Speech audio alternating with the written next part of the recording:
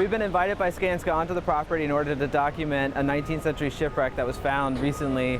We're trying to figure out how large is the ship, what was it containing, and then more information about how it functioned in the maritime industry of Boston.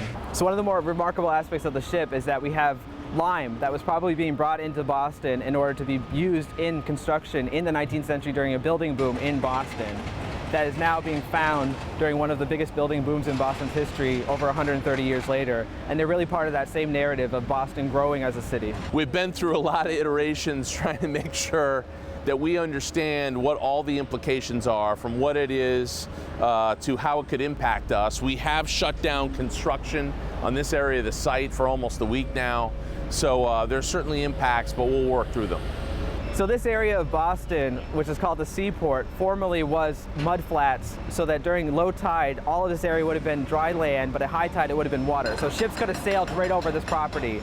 Around 1880, the entire area was filled in. So we know that the ship must have run aground sometime before 1880, when this area was created by filling in the harbor in order to create the Seaport district today. It's incredibly rare to find a shipwreck in Boston. We only have one other shipwreck that's been found on filled land, and that was during the Big Dig, but it was a very partial shipwreck.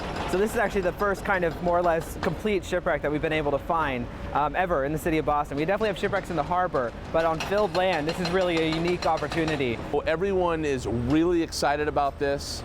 It's been a great find for the city and the community. They've been digging in and trying to date back, exactly where this came from and what the story is. And so I think there'll be more to come on this story.